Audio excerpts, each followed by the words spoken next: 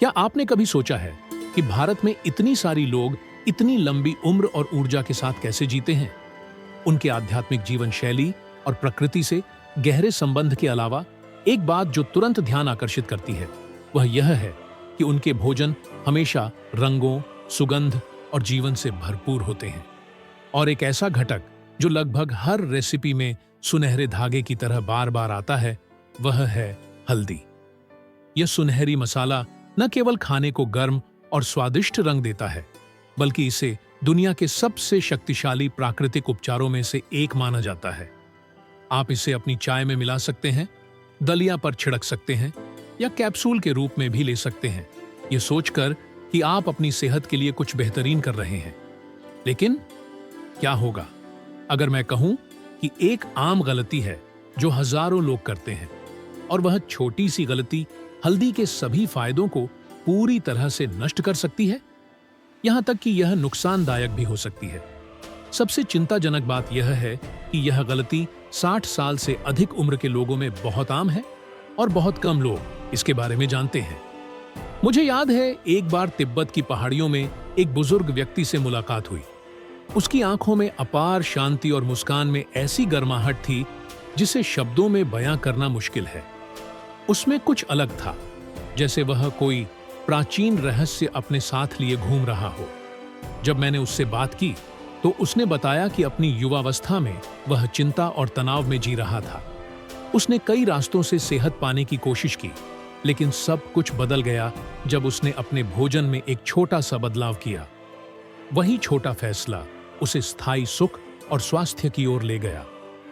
क्या आप जानते हैं कि हल्दी में पाए जाने वाला सक्रिय तत्व करक्यूमिन अल्जाइमर, गठिया या कुछ प्रकार के कैंसर जैसी गंभीर बीमारियों के खतरे को कम कर सकता है? कई शोधों में यह सिद्ध हुआ है कि इसमें जबरदस्त सूजन रोधी गुण हैं और यह कोशिकाओं को क्षति से बचाता है। लेकिन इसमें एक जरूरी बात है, अगर इसे गलत तरीके से लिया जाए तो ये सारे फायदे सिर्फ सिद्धांत तक ही सीमित रह जाते हैं। उस तिब्बती ज्ञानी ने मुझे समझाया कि उनके गांव में लोग सिर्फ यह नहीं देखते कि वे क्या खा रहे हैं, बल्कि यह भी कि वे कैसे खा रहे हैं। हर सुबह वे दिन की शुरुआत करते हैं गोल्डन मिल्क से, एक गर्म पौधों से बनी दूध जैसे नारियल का दूध, हल्दी, काली मिर्च की एक चुटकी और कुछ बूंदें घी के साथ। यह मिश्रण उन्हें सिर्फ ऊर्जा नहीं देता बल्कि यह प्रकृति से जुड़ने का एक अनुष्ठान भी है। उसने कहा, हम सिर्फ पीने के लिए नहीं पीते, हम जानते हैं कि हम धरती की उपचार शक्ति को अपने भीतर समाहित कर रहे हैं। अब सोचिए, क्या आपने कभी यह माना है कि यहां तक कि स्वास्थ्यवर्धक खाद्य पदार्थ भी नुकसानदायक बन सकते हैं अगर उन्हें गलत तरीके से या गलत चीजों के साथ मिलाकर खाया जाए? हल्दी उदाहरण के लिए अत्यंत शक्तिशाली है, लेकिन यह हर चीज के साथ सही नहीं बैठती। नहीं। गलती नंबर 1, हल्दी को पारंपरिक डेयरी उत्पादों के साथ मिलाना। हालांकि दूध, दही और पनीर स्वास्थ्यवर्धक विकल्प लग सकते हैं, जब इन्हें हल्दी के साथ मिलाया जाता है तो इनकी प्रोटीन हल्दी के लाभकारी तत्वों के अवशोषण को रोक देती है। परिणाम स्वरूप आपका शरीर इसके उपचार गुणों को प्राप्त नहीं करता। इसलिए यदि आप वास्तव में हल्दी का अधिकतम लाभ उठाना चाहते हैं तो नट्स या नारियल के दूध जैसी पौधों से बनी पेय का चयन करें। गलती नंबर 2, ज्यादा चीनी मिलाना। हल्दी को शहद या चीनी के साथ स्मूदी या चाय में देखना सामान्य है, लेकिन यदि आप मिठास का अधिक उपयोग करते हैं, खासकर रिफाइंड शुगर का, तो सूजन रोधी प्रभाव खो जाता है।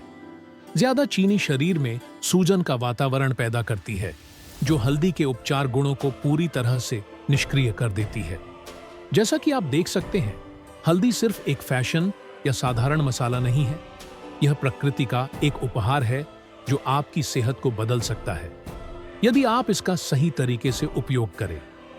चीनी का अत्यधिक सेवन हल्दी के लाभों को खत्म कर सकता है। जहां हल्दी शरीर में सूजन को कम करती है, वहीं चीनी इसके विपरीत सूजन को बढ़ावा देती है। इन्हें मिलाकर उनके प्रभाव एक दूसरे को निष्क्रिय कर देते हैं। यदि आप हल्दी के साथ एक मीठा पेय का आनंद लेना चाहते हैं तो आदर्श रूप से केवल थोड़ी सी शहद या स्टेविया का उपयोग करें। आपको ऐसे खाद्य पदार्थों से भी सावधान रहना चाहिए जो अम्लीय होते हैं, जैसे नींबू, सिरका या अचार। ये तत्व हल्दी की प्रभावशीलता को कम कर सकते हैं। उदाहरण के लिए, यदि आप अपनी सलाद में हल्दी और नींबू का रस डालते हैं तो अम्ल को जैतून के तेल से बदलने की कोशिश करें, जिससे पोषक तत्वों का बेहतर अवशोषण हो सके। इसके अलावा यदि आप कोई दवाइयां ले रहे हैं तो हल्दी के सेवन में सावधानी बरतें। हल्दी रक्त पतला करने वाली दवाओं के प्रभाव को बढ़ा सकती है, जिससे रक्तस्राव का खतरा बढ़ सकता है। यह कुछ दवाओं के मेटाबॉलिज्म को भी प्रभावित कर सकती है, जिससे अप्रत्याशित साइड इफेक्ट्स हो सकते हैं। तो हल्दी का सही तरीके से सेवन कैसे करें? यह सुनहरी मसाला सिर्फ एक स्वादिष्ट मसाला नहीं है, बल्कि एक असली प्राकृतिक चिकित्सा है। लेकिन इसके स्वास्थ्य पर सकारात्मक प्रभाव डालने के लिए यह जानना बेहद जरूरी है कि इसे कैसे सही तरीके से उपयोग किया जाए। कई लोग इसे अपने भोजन में डालते हैं, बिना यह विचार किए कि यदि इसे सही तरीके से नहीं मिलाया जाए तो यह शरीर से अवशोषित नहीं हो पाएगी और इसके सभी लाभ खो जाएंगे। इसलिए मैं आपको कुछ महत्वपूर्ण सुझाव दे रहा हूं, जिससे आप इसके गुणों का अधिकतम लाभ उठा सकें। पहला, इसे काली मिर्च के एक चुटकी के साथ सेवन करें। हल्दी का सक्रिय घटक करक्यूमिन की बायोडिस्पोनिबिलिटी कम होती है, यानी शरीर इसे मुश्किल से अवशोषित करता है। हालांकि काली मिर्च में मौजूद पिपेरिन इसके प्रभाव को कई गुना बढ़ा सकता है। वास्तव में आयुर्वेदिक चिकित्सा और एशिया की कई पारंपरिक रेसिपियों में इन दोनों तत्वों का संयोजन सामान्य है। दूसरा, हल्दी को स्वस्थ वसा के साथ मिलाएं। कैरक्यूमिनॉइड लिपोसोल्यूबल होता है, जिसका मतलब है कि यह वसा की उपस्थिति में बेहतर अवशोषित होता है। इसलिए इसे ऐसे व्यंजनों में शामिल करना सबसे अच्छा है जिनमें फायदेमंद तेल जैसे नारियल तेल, जैतून का तेल, घी, सारिणी माखन, एवोकाडो या पेय जैसे बादाम का दूध या नारियल का दूध हो। जब आप हल्दी को इन स्वस्थ वसा वाले व्यंजनों में डालते हैं तो आप इसके उपचारात्मक प्रभाव को महत्वपूर्ण रूप से बढ़ा रहे होते हैं। जब आप हल्दी को सही तरीके से खाते हैं तो आप अपने शरीर को हल्दी के पोषक तत्वों को बेहतर तरीके से अवशोषित करने में मदद करते हैं। उदाहरण के लिए एक बेहतरीन विकल्प है गोल्डन मिल्क, स्वर्ण दूध बनाना, जो गर्म नारियल दूध, हल्दी, काली मिर्च का एक चुटकी और शहद की एक बूंद से तैयार किया जाता है। हाँ, ध्यान रखें कि हल्दी को ज्यादा गर्म न करें। अत्यधिक गर्मी इसके सक्रिय यौगिकों को नष्ट कर सकती है, खासकर यदि आप इसे ज्यादा समय तक पकाते हैं। इसे पकाने के आखिरी मिनटों में डालना आदर्श होता है।